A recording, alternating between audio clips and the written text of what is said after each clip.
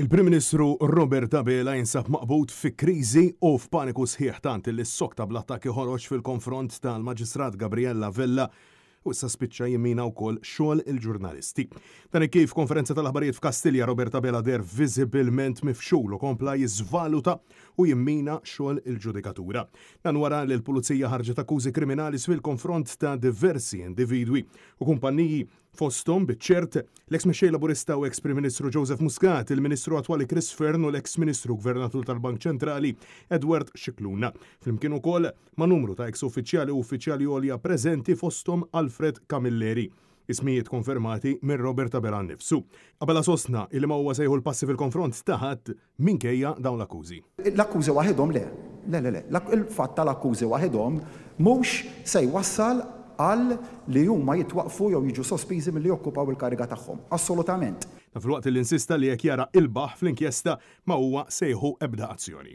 B'mod mill-aktar surreali Abela appella għal kalma iżda fl-istess waqt kompla bl-attakki fuq il-Maġistrat Gabriella Vella u insista bin-narrattiva tal-establishment fejn mhux talli ta' xifhem li hemm membri tal-ġudikatura involuti iżda saħansitra mina lill-ġurnalisti. Emmenti jew xi ħadd tal-pajjiż illi jitmexxa mill-buon sens jemmen illi l-għażla tas-sija tal-ġurnata tal-ftuħ tal-kandidatura tal-elezzjoni tal-Parlament Ewropew u tal-Kunsilli Lokali li ħabtet mal-eluq ta' inkjesta maġisterjali li kienet ilha għaddejja 4 snin u nofs ma kellix warajha dak il-ħsieb, jekk hu hekk, bir-rispett kollu ta' u d-domanda tiegħek ġejja minn min u qasaqsewk qalulek biex tgħidha dak li qed jippruvaw joħolqu instabilità fil-pajjiż u qed jippruvaw jiddestabilizzaw il-pajjiż, l-establishment ejja.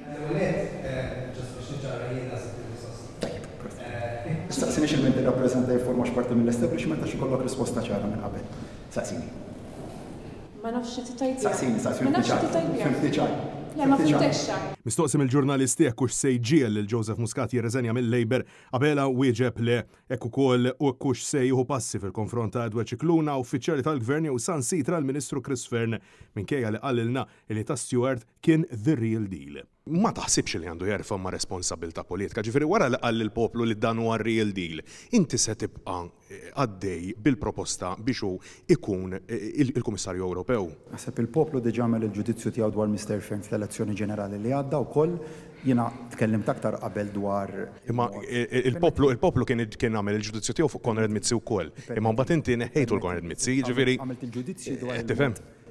Permettili, ġifieri il-ġudizzju tiegħi dwar il-mod kif Mr. Fearn ħadem fil-kariga tiegħu kemm il-Prim Ministru jiena nista' nagħmel l-evalwazzjoni tiegħu wkoll. U minkejja li issa huwa fiċ-ċerti li Abela jaf min huma l-persuni akkużati kollha huwa naqas milli jiżvela min huma. Semmejtilna u qed tagħtix tifhem illi fost il-persuni hemm il-Ministru Chris Fearn, Alfred Camilleri, l-eks mexxej tal-Labor Joseph Muscat. Min huma l-oħrajn? Għax donnok tafhom kollha, min huma? Hemm l-akkużi li jinsabu fir-reġistru tal-qorti llum u naturalment. Ma tridx tgħidilna min huma. M'għandix dubju. Intant brabta mal-kumment li għamel Joseph Muscat dwar illi xi ħadd ħasel iddeħ milli jipprova jsewwi lek imsejħa minnu inġustizzja Abela sostna li ma kienx qed jirreferi għalih bl-aktar mod skondu. Tħoss li qed jgħid għalik? Ma naħseb b'ebda mod ma naħseb illi qed jgħid għalik.